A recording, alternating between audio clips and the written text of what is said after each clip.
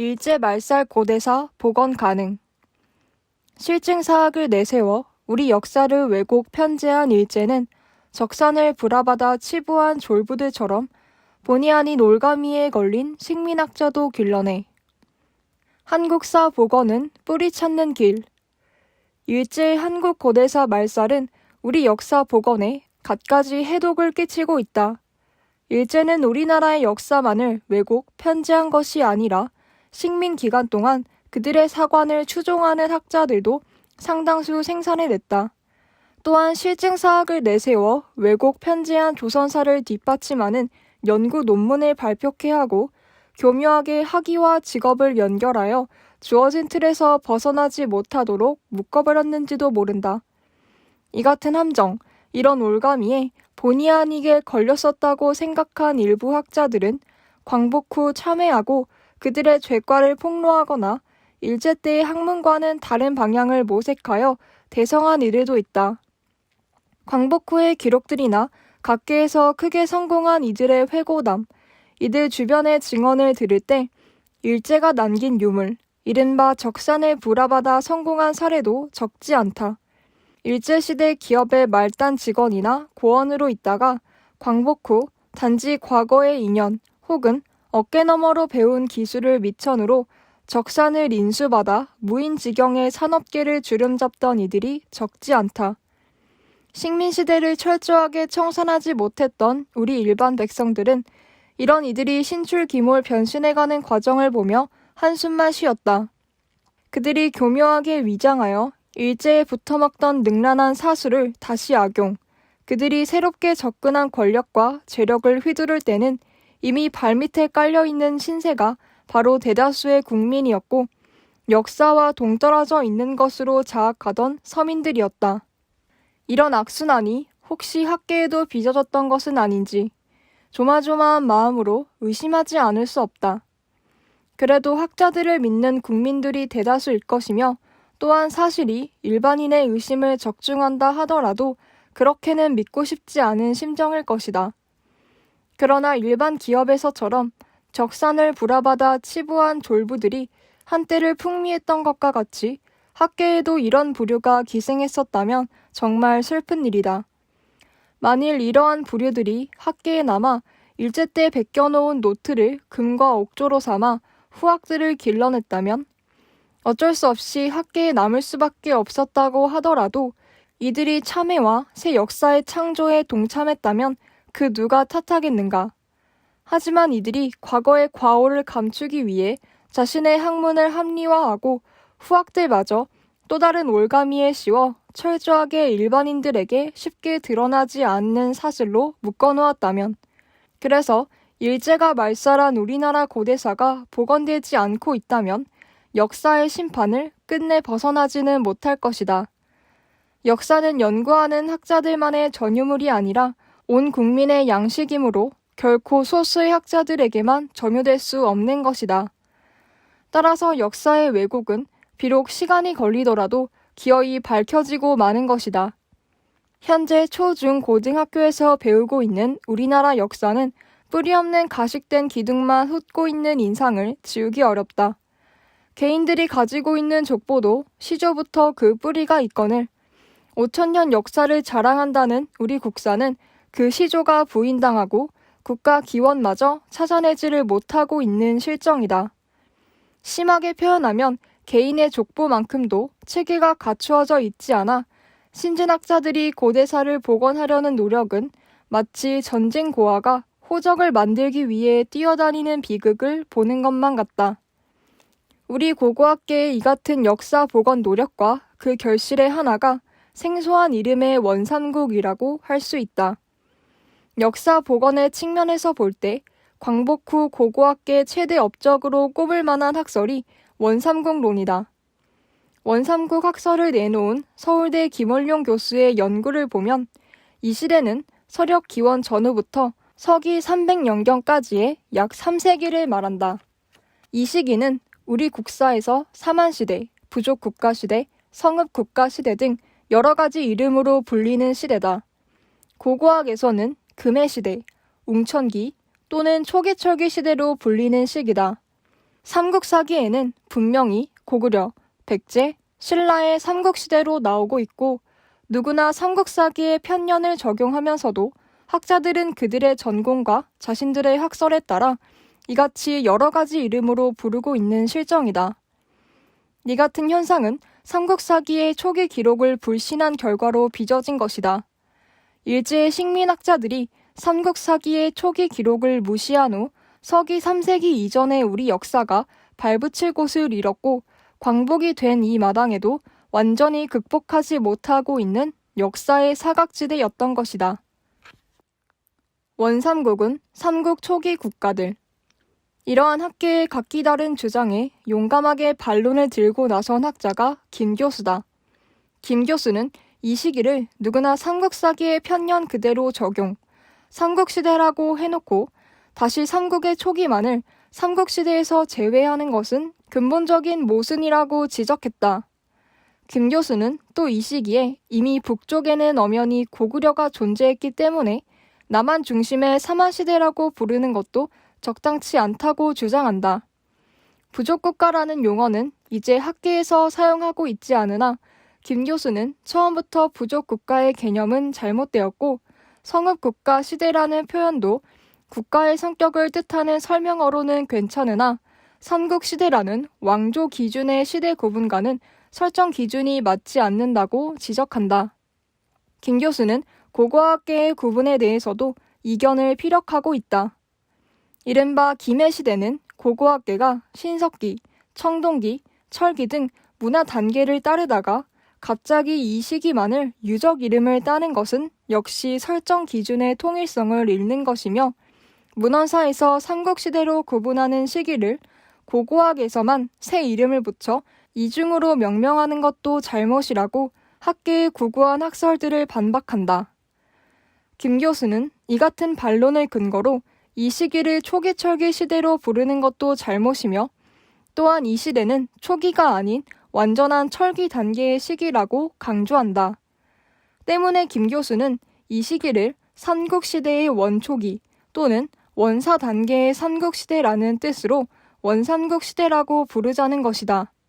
김 교수의 원삼국론은 현재로는 문헌사학이나 고고학에서 모두 함께 쓸 수 있는 합리적인 이름으로 평가되어 많은 학자들이 인정하고 있으나 고등학교 국사교과서에는 아직 반영되고 있지 않은 학설의 단계에 머물러 있다.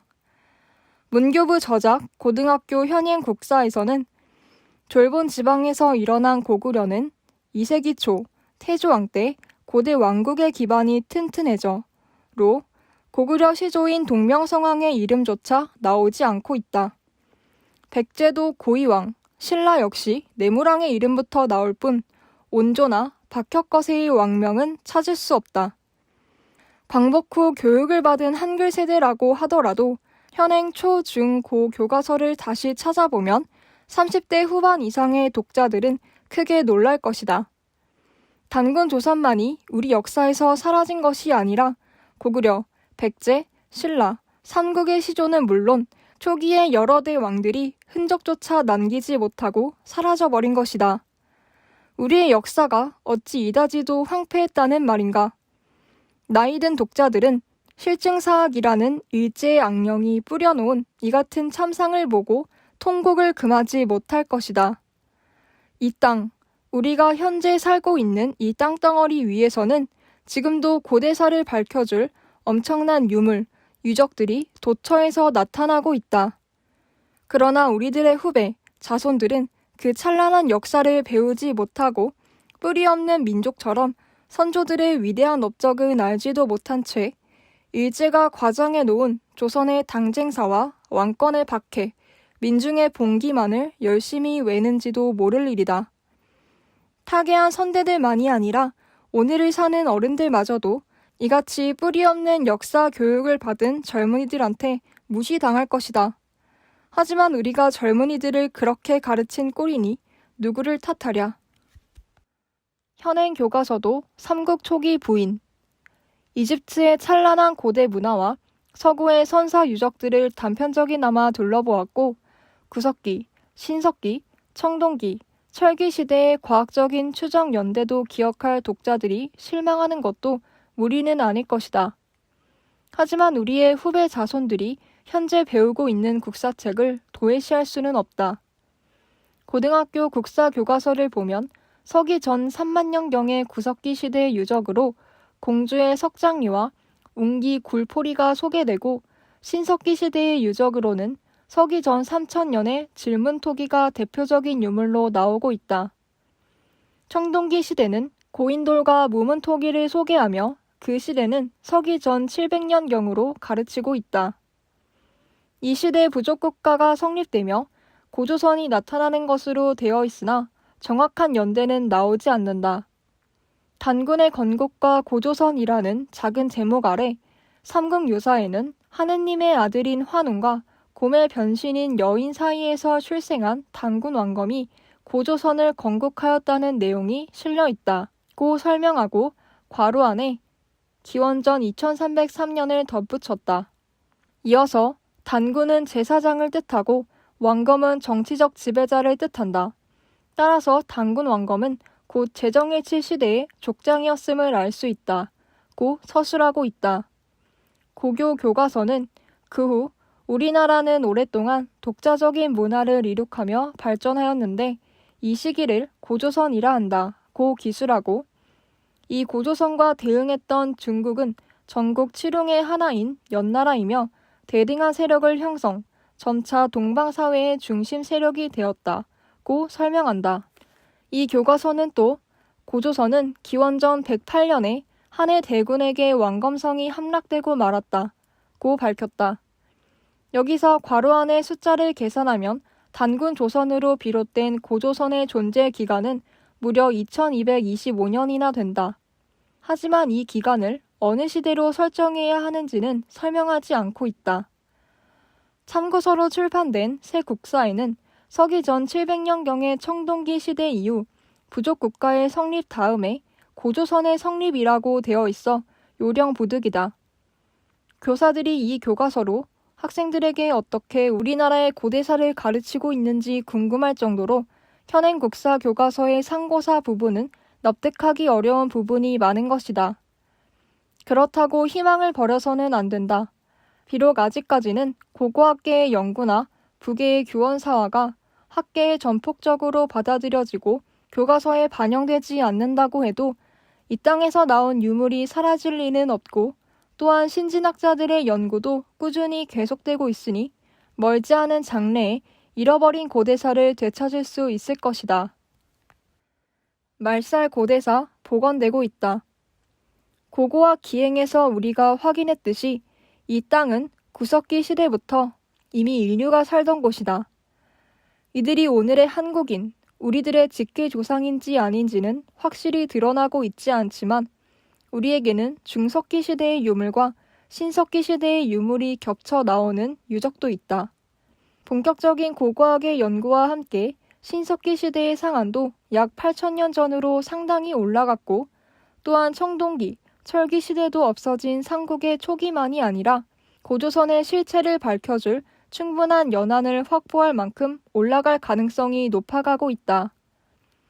아직 국민들이 만족스러워할 단계는 아니지만 우리 학계는 일제가 부정한 삼국시대 초기를 원삼국으로 복원하고 있으며 고대 국가의 기원도 신석기 시대부터로 올려보려는 연구가 나오고 있는 것이다. 최근에 발행된 고려대 김정배 교수의 한국 고대의 국가기원과 형성은 고조선의 재인식에 괄목할 만한 연구 업적을 내보이고 있다. 특히 김 교수의 이 저서는 북의 교원사화의 존재도 밝히고 있어 주목을 끌고 있다.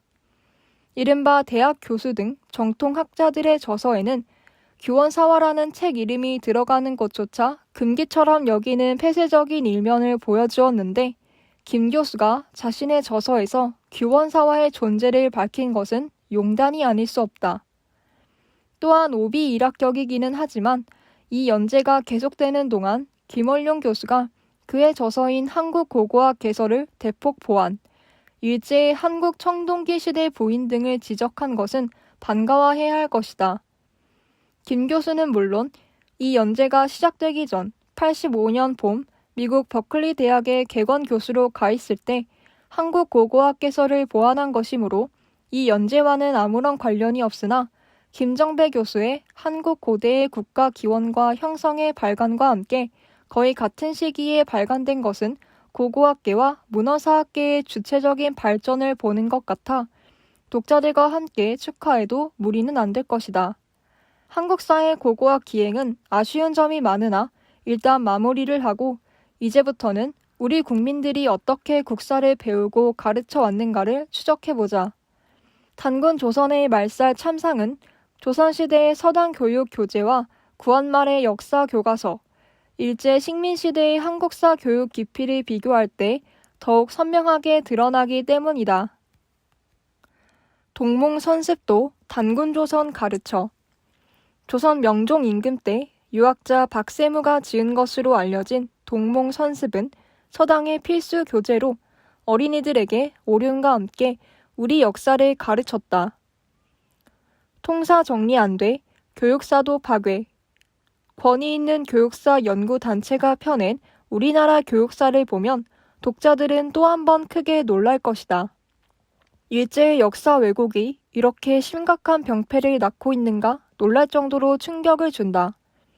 광복 후 우리나라 역사학자들이 말살된 고대사를 복원하지 않고 내팽겨쳐둔 사이 분야별 역사 연구가 심각한 과오를 저지르고 있는 것이다. 이는 부분사를 저술하는 학자들에게 책임을 돌릴 수 없는 비극이다. 통사가 제대로 정리되어 있지 않은 결과로 웃지 못할 희극이 각 분야에서 나타나고 있는 것이다. 이 교육사는 서장의 삼국시대의 교육이라는 표제로 다음과 같이 서술하고 있다. 삼국시대라 하면 4세기 초부터 7세기 중엽까지 고구려, 신라, 백제의 세 나라가 정립한 시대이다. 문화면에 있어서는 고조선의 멸망과 한사군의 설치를 전후하여 금석병용기에 속했던 여러 부족 국가들이 도중에 수입하기 시작한 철기 문화를 비로소 자기의 것으로 이해하여 완성시켰으며 그리고 정신적으로는 유교 윤리를 받들고 불교를 이해하게 되었다. 그러나 우리는 이러한 유불의 원리를 맹목적으로 받아들이지는 아니했다.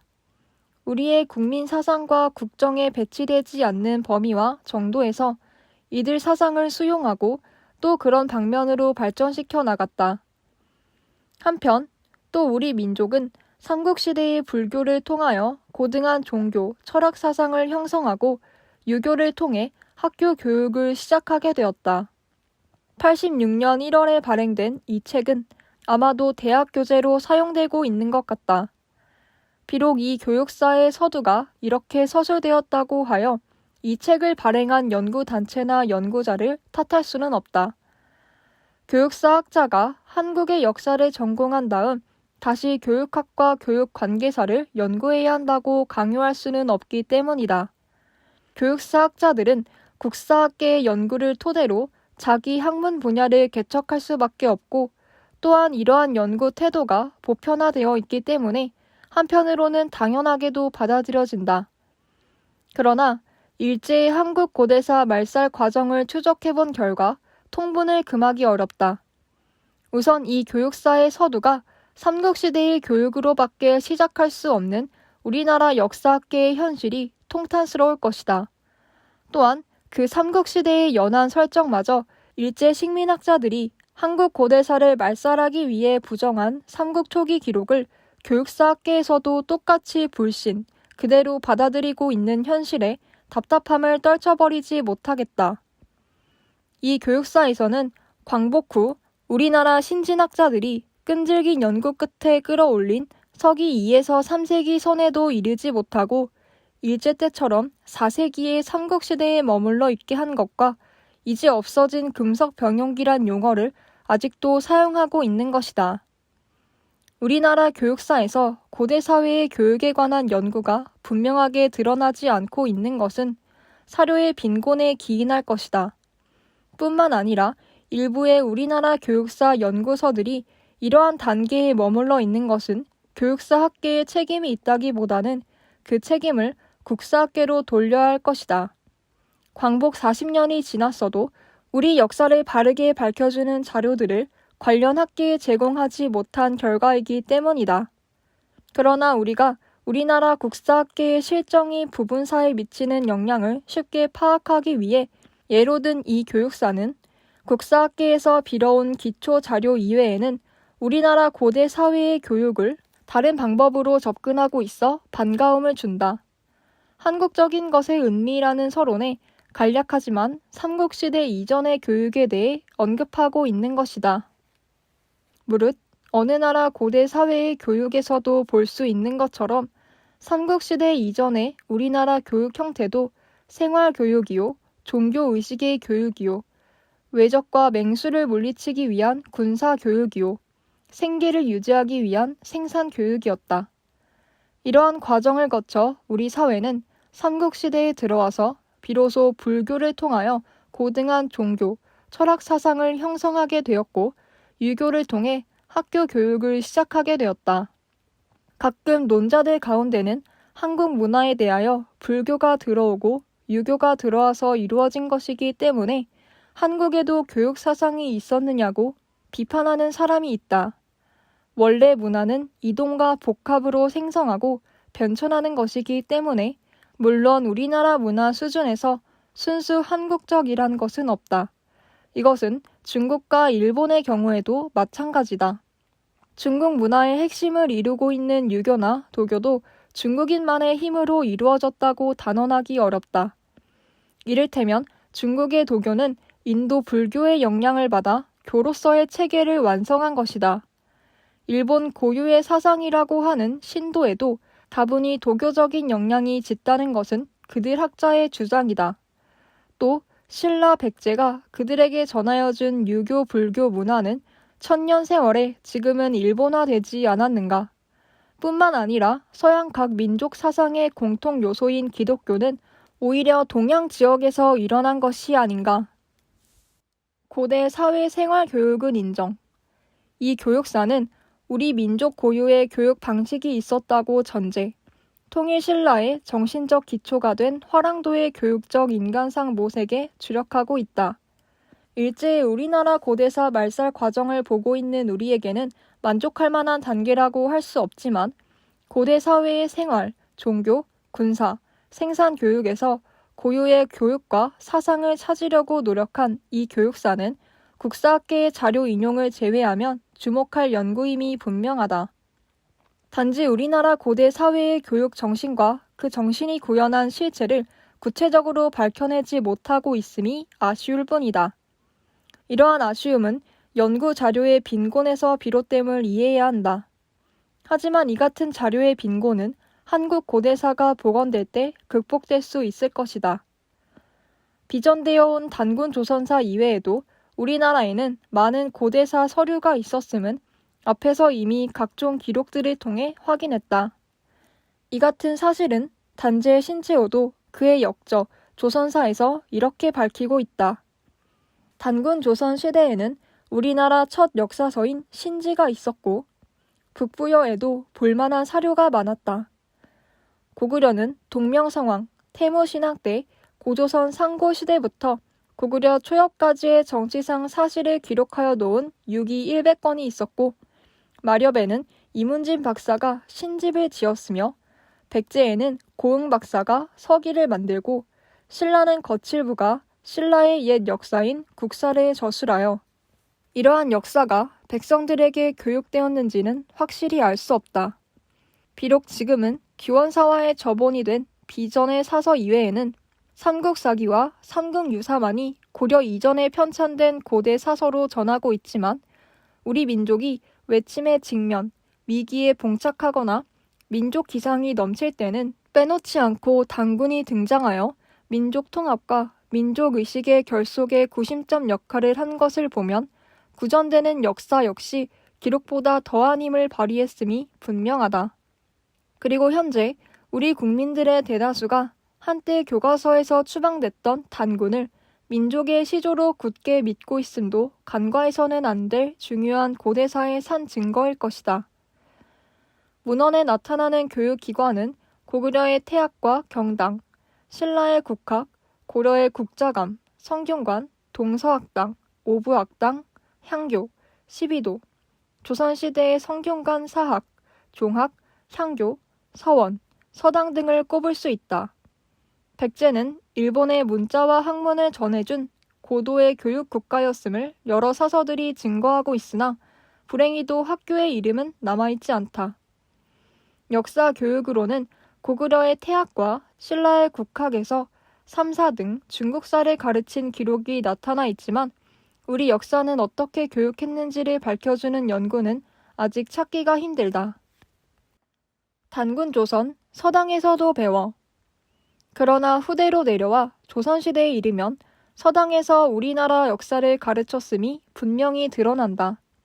조선시대 어린이들의 필수 교재라고 할 수 있는 동몽선습에 우리나라 역사가 나오는 것이다.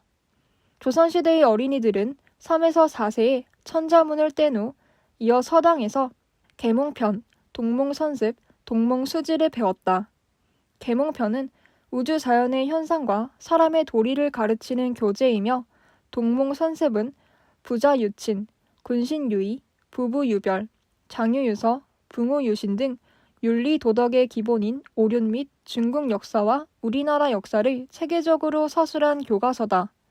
동몽수지는 어린이들이 마땅히 해야 할 사항들을 열거한 책이다. 이들 서당의 교재는 어린이들을 대상으로 하고 있지만 조선의 역대 임금들은 신하들과 학문을 강론하는 경연에서 토론 대상으로 삼을 정도로 학문의 기초가 되었다. 우리나라 역사를 기술한 동몽선습은 조선조 명종 때 유학자 박세무가 지은 것으로 알려지고 있으나 최근 또 다른 저자의 이본이 나타나 독자적인 저술이라기보다는 사람의 도리와 우리나라의 역사를 모아 학자들이 엮은 것이 아닌가 보여진다. 동몽선습의 총론편에 나오는 역사는 중국과 우리나라만을 문명국가로 보고 그 변천을 논하고 있는 것이 특징이다. 우주의 본체인 태극에서 음양오행의 기운이 나와 천지 만물을 형성하는 태초로부터 시작되는 이 역사서는 조선 왕실의 동궁을 교육하는 세자 시강원의 필수 교재가 되었다. 역대 임금들의 기초 교육이 되었음을 알 수 있는 것이다. 박세무가 동몽선습을 펴낸 후 약 100년이 지나 당대의 대석학 우암 송시열이 발문을 지어 어린이들의 필수 교재로 극구 칭찬하였으며 임금인 영조는 손수 서문을 써서 누구나 익히도록 권장한 책이다. 동몽선습의 영조 서문은 이렇다. 책은 작으나 내용은 크다. 이 책은 우리나라 선비가 지은 것이다. 첫머리에서 오륜을 총괄하고 다시 부자, 군신, 부부, 장유, 붕우의 순으로 설명했다. 그리고 태극이 나누어짐으로써 사망 오제, 하, 은, 주, 한, 당, 송을 거쳐 명나라까지 역대의 세계가 자세히 기록되어 있다. 우리나라는 단군에서부터 시작하여 삼국을 거쳐 본조에 이르기까지 역시 자세하게 기록했다. 글은 비록 간략하나 범위는 넓고 책은 비록 작으나 그 속에 있는 것은 크다. 이같이 서두를 연 영조는 서문에서 이 책이 훌륭한 책이기는 하나 지은이가 중국만 앞세우고 조선의 참모습에는 소홀했다는 지적도 빠뜨리지 않는다. 나는 이 책 끝에 나오는 나라를 처음 세우고서 조선의 국호를 받았다는 대목에 이르러서는 개연히 추모하여 감탄의 말이 절로 나옴을 금치 못한다. 왕업을 대대로 이어받아서 문물이 빛나고 정치가 밝았던 것은 지극한 인덕과 융숭한 은혜가 후손에 미친 소치이다. 앞으로 왕업을 이어받을 임금들도 이 지극한 인덕을 본받아 삼가고 경계하여 성심으로 정사를 보살펴 나라를 잘 다스리고 백성을 사랑하며 길이 보존한다면 우리나라도 그 앞날을 크게 기대할 수 있을 것이다. 그리고 우리나라의 예의가 비록 기성의 가르침에서 나왔다고 하지만 사만 이후로는 거의 사라지고 말았다. 우리 조선에 들어와서 예의가 맑아지고 문물이 모두 갖추어졌건만 애석하게도 지은이가 이것을 빠뜨리고 써놓지 않았다. 어린이들이여 더욱 힘써 배울지어다. 임술년 정월 상안에 운관에 명하여 이 책을 널리 가능케 하고 책머리에 서문을 쓴다. 영조 임금이 기자를 기성이라 높여 부르고는 있지만 조선 임금으로서의 대단한 긍지를 이 글에서 여실히 보여주고 있다. 특히 단군을 이어 조선이란 옛 이름을 그대로 다시 국호로 사용하고 있음을 감탄하는 역사의식이나 이미 사라진 예의를 조선이 되살리고 있음을 강조한 것은 영걸로서의 자세를 보임이 아니겠는가. 기자의 동래설을 부정하는 학설이 최근 우리 학계에 대두하고 있어 앞으로 추적하여야겠지만 우선은 동몽선습에 나오는 우리나라 역사를 간추려 보아야 일제시대에 어떻게 이 역사가 왜곡되었는지를 극명하게 대비할 수 있을 것이다. 동몽선습의 우리나라 역사는 이렇게 시작된다. 우리나라에 처음에는 군장이 없었는데 신인이 태백산 단목 밑으로 내려오니 나라 사람들이 이분을 임금으로 삼았다. 중국의 요 임금과 병립하여 나라 이름을 조선이라 했으니 이분이 단군이시다. 주나라 무왕이 기자를 조선에 봉하였는데 기자는 백성들에게 예의를 가르치고 8조의 법을 만들어 어진이의 교화가 있었다. 연나라 사람 위만이 노간의 난을 당하여 우리나라로 망명하여 기준을 꿰어 내쫓고 왕검성에 운거했다. 그 손자 우거때에 한나라 무제가 이를 쳐서 멸하고 그 땅을 나누어 낭랑, 임둔, 현도, 진번에 사군을 두었다. 소제는 평나와 현도를 합쳐서 평주, 임둔과 낭랑을 합쳐 동부에 두 도독부를 두었다. 기준이 위만을 피하여 바닷길로 남쪽으로 내려가 금마군에 살았으니 이것이 마한이다. 진나라에서 난을 피하여 도망한 사람들이 한으로 들어와 한에서 동쪽 경계의 땅을 베어주어서 살게 했으니 이것이 진안이다. 변하는 한의 땅에 나라를 세웠는데 그 시조와 연대를 알지 못한다. 이것이 사만이다. 신라의 시조 혁거세는 진안의 땅에 도읍하여 성을 박으로 했다.